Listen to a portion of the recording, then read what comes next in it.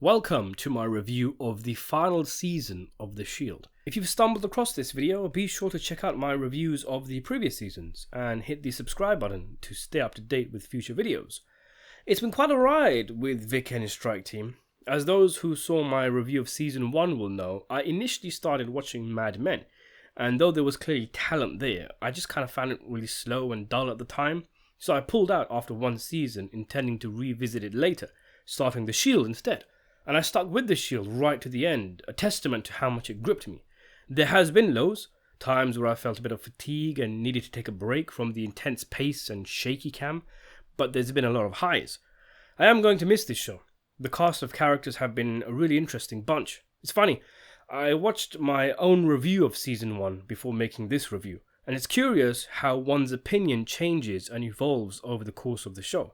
It's like I had question marks over the character Dutch, but now he's one of my favourite characters, and I criticised the show for having Vic kill a police officer in the first episode, as this took away from the moral ambiguity of the character.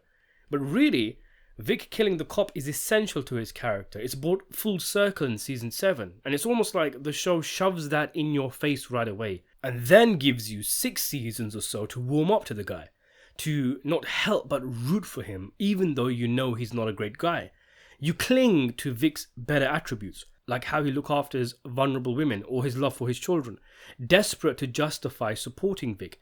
And then it's like season 7 comes along and slaps you in the face for doing so, saying to you, this is who you've been rooting for? This is who's pulled the wool over your eyes? It's like Forrest Whitaker questioning his fellow cast members as to why audiences were supporting Vic instead of him, lamenting the fact that he was the good guy and Vic was clearly the villain. That's something I have been doing since I finished the show, looking at behind the scenes stuff now that I don't have to worry about spoilers. And there's a lot of interesting tidbits here and there that we can maybe discuss in future videos. I watched some cast reunions and you really do get a sense of how close the cast were to each other, how emotional they all were when saying goodbye to each other. I learned a few things about the cast too. Walter Goggins' wife died in 2004, which must have been traumatic for him, and though they were in the process of a separation, I wonder if he channeled his grief over this into his character Shane for season 7, much of which very much focused on Shane and his devotion to his wife. I was shocked to learn that Michael Jace, who played Julian, was sentenced to 40 years to life in prison for killing his wife some years after the show ended. I saw images of him in an orange jumpsuit in court and I thought it was from a movie or something. Really shocking stuff. It's like he ended up a subplot in The Shield, something you might expect Julian and Tina to come across on their rounds. Also, Kathy Kahlin Ryan, who plays Vic's wife, is the wife of the show's creator, Sean Ryan. That explains a lot. Anyway, let's talk about season 7 of the show. The first 2 or 3 seasons for me, though great, are a bit of a blur. Season 4 was a great watch and has its own clear identity. I remember that one being the Glenn Close and Anthony Anderson season, and the season where the strike team are broken up. Season 5 is the runaway standout, elevating an already great show to another level, not least because of the addition of Forrest Whitaker's character Lieutenant Kavanagh. As you know, I was quite disappointed with season 6. It felt choppy, like chessboard pieces were being artificially moved around to set up the final season, and none of the storylines were really that interesting. Season 7, however, is a clear return to form, zoning in on the remaining members of the strike team, Vic in particular, as the walls close in and time for recompense for their sins slowly but surely arrives. Is it the best season? No, I think that honour still belongs to season 5. Is it the second best season? Maybe. Probably. It's different though, it's not exactly fun. It's like The Sopranos season 6B being quite grim, and whilst it could be very much argued to be the best season of the show, most fans would rather rewatch the fun seasons like season 3 and 4, where the show had got into gear but retained some lightness and sense of fun. In the same way, if I was to rewatch seasons and episodes of The Shield, I probably wouldn't be doing the more heavy ones of season 7. What I would say is that season 7 follows a similar trajectory to previous seasons, where it starts off quite slow and it takes a while for the tanker to get going, but once it does, the show is on complete fire. The last segment of the show is incredible, and really taking a step back, we have to commend The Shield for maintaining consistency for 7 entire seasons, perhaps even getting better with every season, bar a single blip, and ending on such a great note. It really sticks the landing.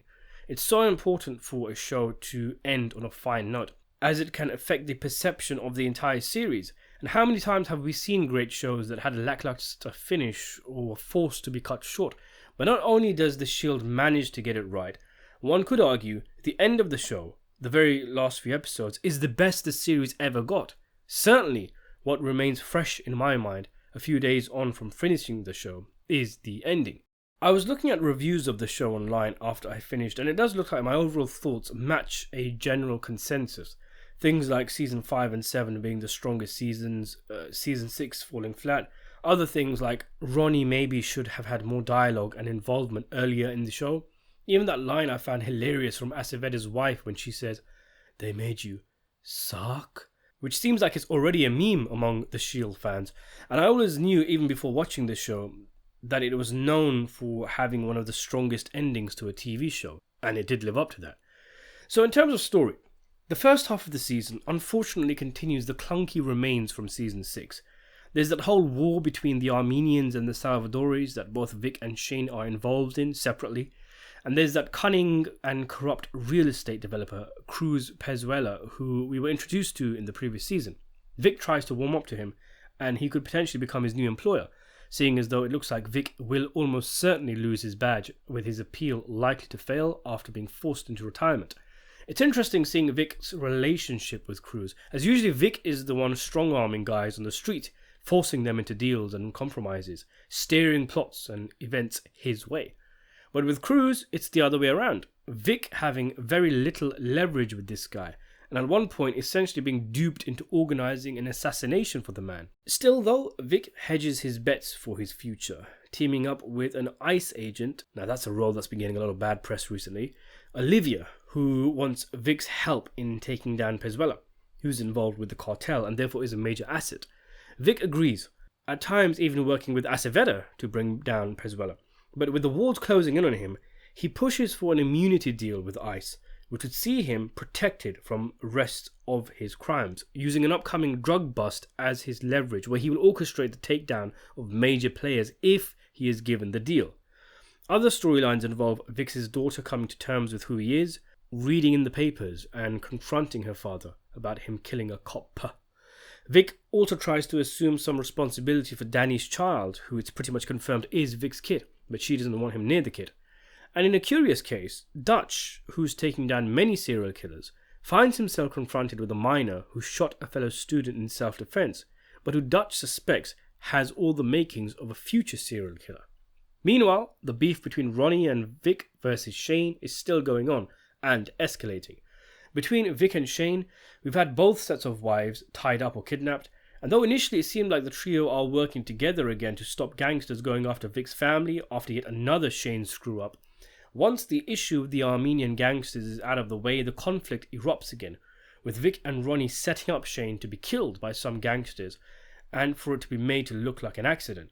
Shane evades death, to the ostensible relief of Vic and Ronnie, but deep down, he knows the duo tried to have him taken out, so he takes drastic measures, tasking a street guy to take out Ronnie, while he goes after Vic. I found it interesting that once Ronnie and Vic had set up Shane to be killed, Vic wants to pull out at the last minute, not wanting to go ahead with it. Shane of course doesn't know that, instead thinking that his two former friends definitely want him dead. It makes a kind of inverse to season 4, when Shane was tasked with killing Vic by Antoine and meets up with Vic, only for Mackey to pull a gun on Shane, not knowing that Shane was never going to go ahead with it and wanted to come to Mackey for help. That is, of course, if you believe he wasn't actually going to go ahead with it. One thing I did find strange, and this is in and amongst the rather choppy nature of season 6 and early season 7, is that the reason why the Armenians came after Vic was because they found out that he robbed their money train. They found out because Shane told them. Shane tells Vic that they know, and they momentarily work together, but unless I'm misremembering, does Mackey ever question how the Armenians found out about him robbing the money train? Wouldn't it be obvious that it was Shane who told them, seeing as though it's known Shane is now in bed with the Armenian mob? Also, what happened to that cop who was supposed to take over the strike team in season 6? Hayat or something? he seems to have evaporated, which makes season 6 feel even worse in that regard because it felt like a whole lot of tension and build up for nothing. Also, did anyone notice that the audio quality in episode 6 was very strange? There was this kind of industrial humming in the background, especially in Vic's scenes when he's out and about. I looked online and I wasn't the only one who noticed this. Someone described it as sounding like the boom mic was in a beehive. You know, he still thinks he smacked more around. Good. Got enough problems as it is.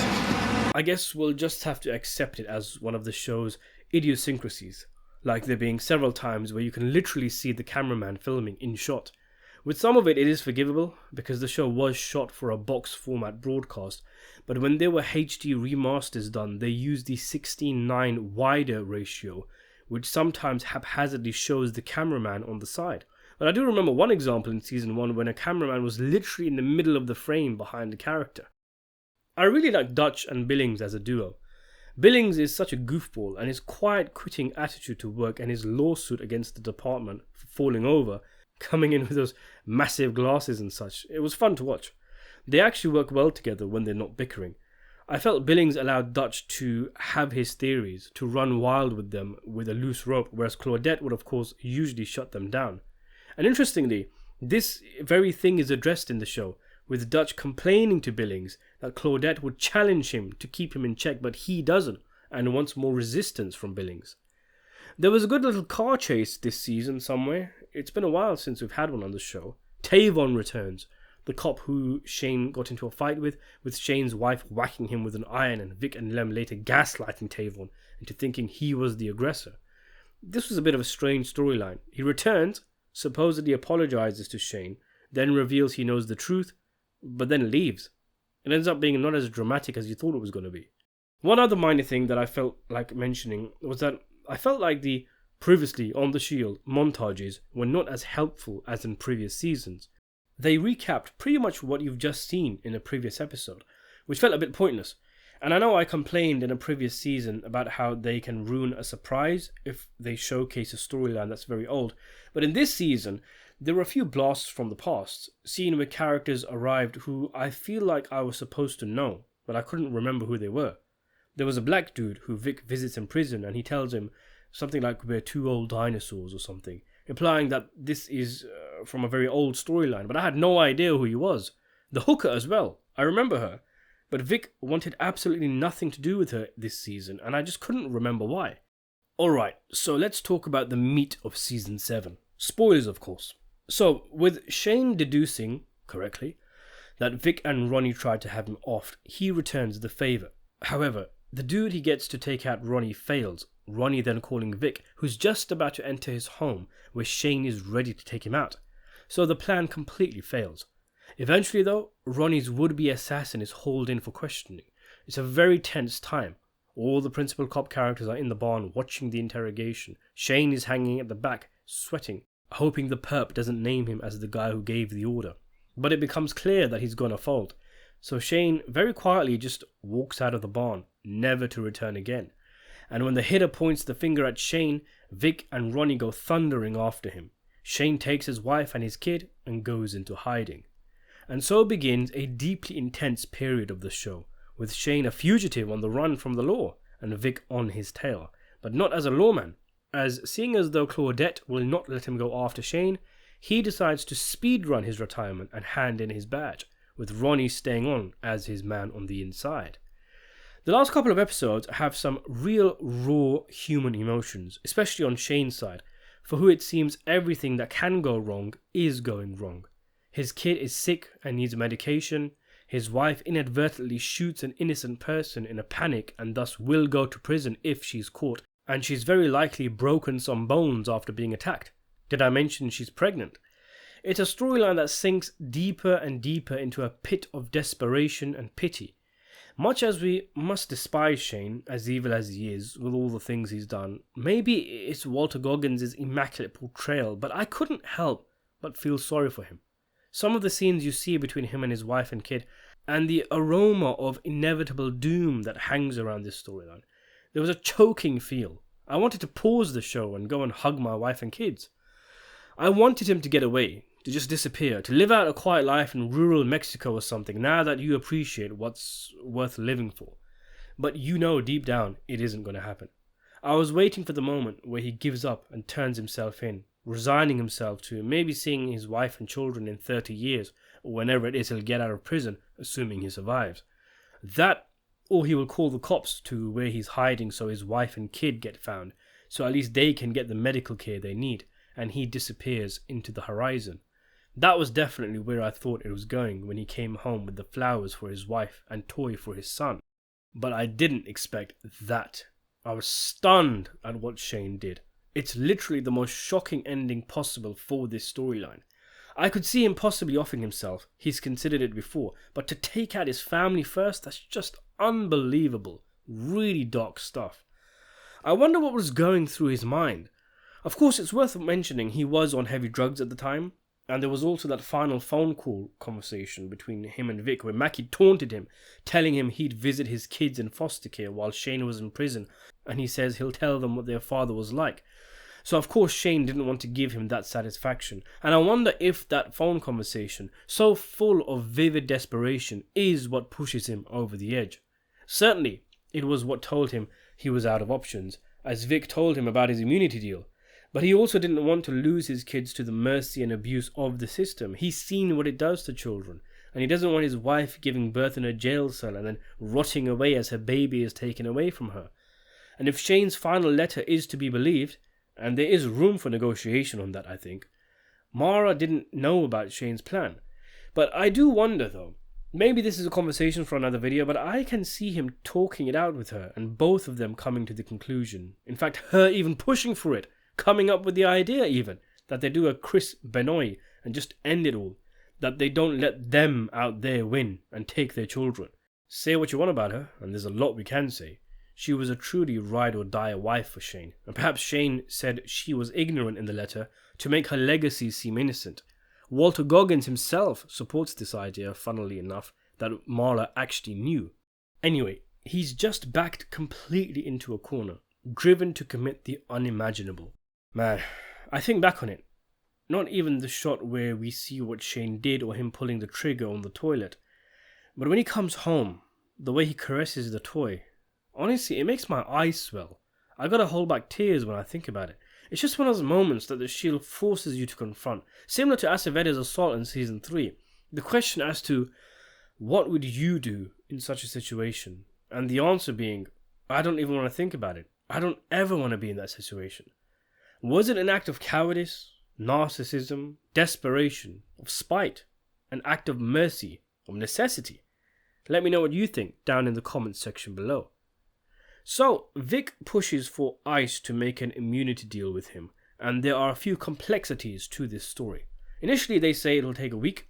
Vic says no, it has to be now, and then he gets the call that they've accepted.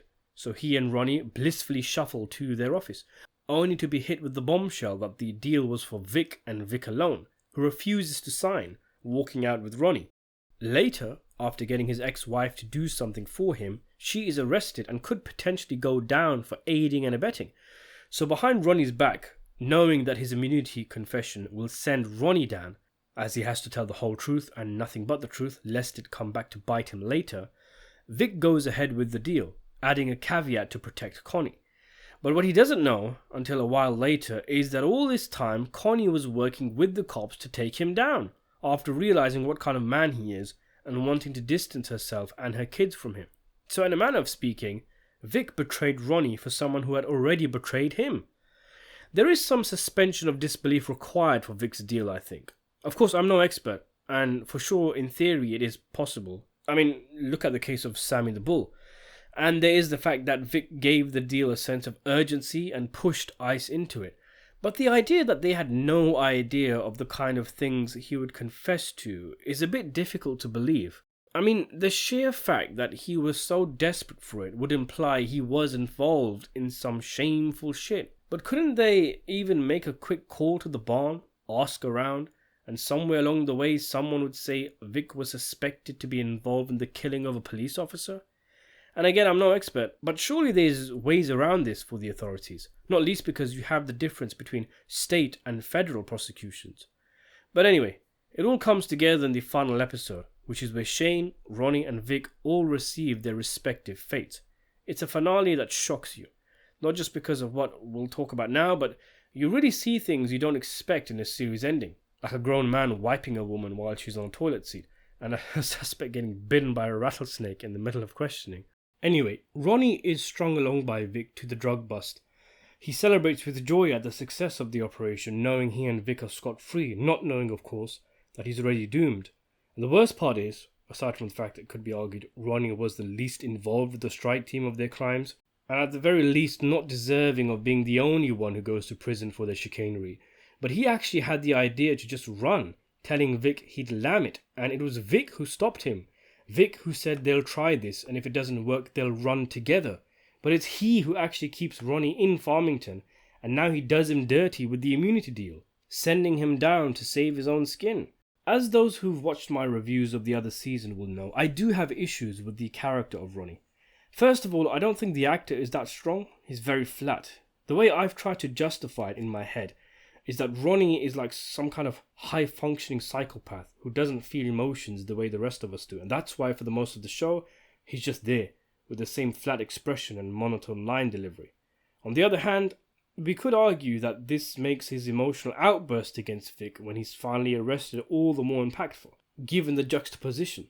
And it was a great scene, but even still, I think it could have been even better with a better actor. Just imagine Walter Goggins doing that scene, and it already hits you in the feels much more. Now, of course, the show creators did not necessarily know where the story was going when they started the series. But in hindsight, I wish they gave Ronnie more lines, more storylines, more to do, because I never felt a connection with him. Heck, that scene where he's taking a chick home is like the only thing we know about the guy's personal life. It still works. His ending is still impactful, but between all the strike team endings, his is the last one I think about. When usually this kind of stuff really irks me. The idea of injustice, someone going down for someone else's crimes, that sort of stuff. I mean, I still remember a small subplot in Boardwalk Empire where Nucky's nephew frames his friend for murder to keep himself out of prison, and in another storyline, one of the deputies takes the heat and goes to jail for corruption that Eli, Nucky's brother, was spearheading. That kind of stuff really grinds my bones. And to think Ronnie is going to prison perhaps for the rest of his life while the likes of Vic avoids prison, having duped his friend into it, should affect me more than I felt it should. And when I ask myself why it doesn't, the only thing I can really think of is the lack of Ronnie in the show and the actor who plays him. One thing I do want to quickly mention, at the risk of dampening the impact of the ending, suspension of disbelief and all that, but isn't it possible for Ronnie to get off if he got himself a good lawyer? Ultimately, isn't it Vic's word against his? Anyway, I always wondered how it would all end for Vic Mackey. Prison, surely. He won't get away with it all, will he? But he does. All thanks to that immunity deal. Of course, the ice lady that did the deal for him hates his guts, knowing that she's been duped into letting a cop kill her off. The confession scene itself is a major standout of the show. There's an audacious pause after she hits the record button and Mackey contemplates, reflects, knowing this is the moment, this is the point of no return. This is where he drops his mantra of, get over it and don't bring it up again. And he has to bring everything up again. All his crimes, his sins. He is being absolved of his sins here, in a manner of speaking. And there's some deliciously villainous lines in this confession scene, like Vic asking how much memory the recorder has.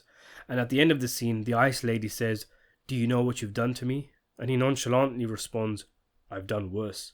I think Vic had delusions of being a good guy who did bad things occasionally, only for the greater good, of course. Killing Terry wasn't an execution, it was a necessary evil. It was for his survival, the team's survival. I think Vic has always seen a line between himself and the scum on the streets. He was the guy in the trenches, holding the line, and if you want to save the drowning person, sometimes you have to get wet. And I think this image of himself was shattered with the confession, and that's one of the reasons he takes that long pause. He knows that by verbalizing all his crimes, this myth that he's created of himself, of the hero cop, will die. I mean, in a literal sense too, as he's no longer a cop by the time of the confession. This was the moment in Scooby-Doo cartoons where the mask is taken off. But it's the villain himself doing the unmasking. And from here till the end of the show, Mackey is different. He's scary. It's like he's accepted to himself what he is, a monster. And this is never better visually demonstrated in the show than when Claudette calls him to the barn. He arrives with all the cops distant towards him, a pariah in the place he once called home. Claudette tells him to move from the interrogator's chair and into the perp's seat, shows him the photos of Shane and his family's demise, reads Shane's final note, and walks out. Vic then sits there in seething rage, and before he rips the CCTV camera out of the wall, he stares hard into it at the cops watching him. And he looks pure evil, so sinister, like some kind of demon manifest, because that's what he is. And think about it, he's looking through a TV screen directly at the camera. How are we watching the show? Through a TV. So it's like the show is making a direct interaction between Mackey and us. It's almost a meta scene, breaking the fourth wall. It's the show saying to us, no, you deluded yourself into thinking there was good in this man, that he did bad things for the right reasons. This is what he is. Here you go, with no filter between you and the titular character. See him for what he is, a straight up monster, and he knows it. Claudette does everything she can to make the experience that much more spiteful for Vic, having Ronnie arrested in front of him so he can confront Mackey as he's taken away. And then Vic leaves in disgrace. When he starts his new role with ICE, Vic is stunned to learn that he's been given a desk job where he'll be typing reports, where he's not allowed to carry a gun, where he even has to ask for permission to change the temperature on the aircon. This is not what I signed up for, he says. But of course, ICE will make every minute of his 3-year contract with them as painful as possible because of what he's done. Perhaps even to push him over the edge so he does something stupid and causes the deal to be scrapped. It's a fantastic ending, so perfect. He won. Lem and Shane died, Ronnie went down. But he lost everything. He lost his wife and kids, who are in witness protection and whose location he doesn't know, and there's no indication he'll ever know.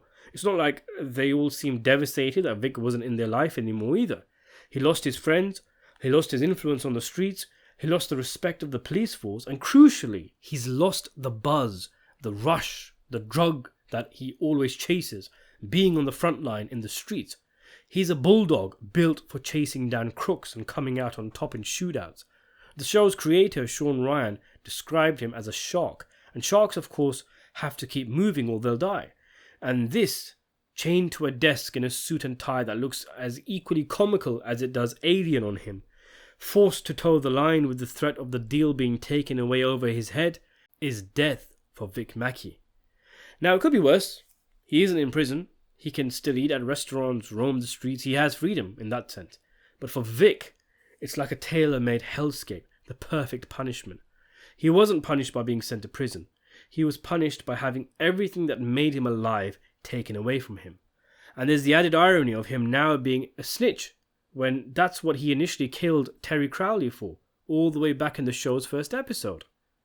In the final scene, Vic's at work and hears the sirens of unis out on their duty. Once upon a time, him leading the posse, now watching on from a distance. He slouches into his seat. The light in the office amusingly turns off as the day ends, and he again reflects, ponders, his eyes swelling up, before taking out a gun from his drawer, putting on his suit jacket in the same way he's always throwing on that leather jacket of his. He looks determined and full of intent, and he walks out of the frame. And that's the end of the show. What a magnificent ending. Thought-provoking and captivating. A fitting conclusion, but open enough to keep you wondering, what happens to Vic Mackey going forward? And in that particular moment, where exactly was he going, looking all ready for action? I do like that the other characters, guys like Julian, Tina, Claudette and Dutch, all have their storylines wrapped up just enough to give you closure, but open enough to give them feelings of being believable characters who are alive and whose stories will continue after the show ends. It's like Shane's note. We know enough to know what happened, but we don't hear everything he wanted to say. And similarly, we know what's happening with these characters. Tina being accepted as a good cop, Julian perhaps dogged with homosexual inclinations for the rest of his life, but we have a lack of knowledge going forward to know their lives will go on. Going back to Vic, it's really a fate far better than he deserves, but of course for him personally, he'll see it as the ultimate prison. Heck, in a real prison, he'd have more chance at expressing his natural narcissistic nature. Let's talk about the ending. I'd be interested in hearing your thoughts as to what happens next down in the comment section below. For me, I think you could just take it as it is. Vic, with tears swelling, accepts his new position. But the gun he's not allowed being in his drawer and him taking it out is symbolic of the fact that he may be caged up, he may be castrated, he may be nerfed, as the kids say today, but deep down he's still the old Vic, and he's a bad guy, and he's going to go on being a bad guy, this time with no justifications, no badge, no excuse, but because he's just a bad man, plain and simple. He isn't necessarily doing anything of significance in that scene, just maybe going back home, or going out to have a drive on the streets where he feels at home. Just stand there, maybe chase off some goons to get the blood pumping, to feel alive. Similar to what Marlowe did at the end of The Wire when he too was feeling claustrophobic in a monkey suit and started beating on two guys to rob their corner. It might be just a pitiful attempt from Mackey to feel like his old self again, to grab the gun and throw on the jacket like he used to and march out the door to make him feel like the old Vic, feel like he has some control over his situation. But ultimately, he'll just drive around and then go home, to wake up the next day, come back to work, and repeat the process for 3 years. Vic did have a determined look on him, so I think it's fair to speculate that he had come up with some kind of plan before he walked out. Was he going to get involved in more shady stuff to find something that he could offer ICE? He was in the process of saying something to the lady earlier before she revealed that he'd be working a desk job. He could be going to escape to Mexico. He could be going to off himself. Maybe he was going to look for his family. Maybe he was looking to get in touch with contacts on the streets to set him up after his 3 year with ICE is over. After all, no police department will hire him. He'll likely be reduced to things like security and bodyguard work like his old partner, played by Carl Weathers. So he'll need to cozy up with some illicit figures on the streets to set up the next gig. Or maybe, going back to the shark analogy, it isn't anything specific. It's just that he has to keep moving. Sure, he'll work the desk job in the day, but by night he'll be on the streets. He has to play Vic, even if he can't be him anymore. Long term though, for me, I just feel Vic will not be able to last being grinded down to a desk jockey for 3 years. Of course, he's not going to want to jeopardize the deal he's made, but even still, I can't just see ICE letting him get away with it all. I can see Olivia pushing him until he snaps, or even getting him on a technicality on his 1094th day on the job. Maybe even before then, he just thinks, screw this, and starts a nighttime hustle, where he looks for something that he can sell to ICE so he can get back on the street, and until that happens, he will play a ball. So all in all, a fantastic end to the show. Michael Chiklis really shone too in these final few episodes. I thought that Walter Goggins, who was equally as good, was going to steal the spotlight, but in those last few episodes, Chiklis made sure it's he who we all remember. There are so many ways this show could have ended. Shane killing Vic, Vic killing Shane, Ronnie killing Shane, prison sentences for all, or the strike team riding off into the sunset. But the ending they gave us was the most devastating and impactful of any ending we could have gotten. I always heard that the show had a fantastic series finale, and it lived up to the hype. Refreshingly, it didn't end in some big epic explosions going off. Well, it did, but these were all happening around Vic, rather than to Vic himself, who was given his ultimate hell. They all get it in the end, and I do feel for them. So there you have it, my review of Season 7 of the show, and my last review of The Shield. There's more that can be said, but I think this is actually now my longest single video I've ever done, so I guess it's time to call it a day. What do you make of Season 7? What else from the series do you want to see me discuss? And what other shows do you think I should take a look at next? Let me know in the comment section below. Subscribe to the channel, and thanks for watching.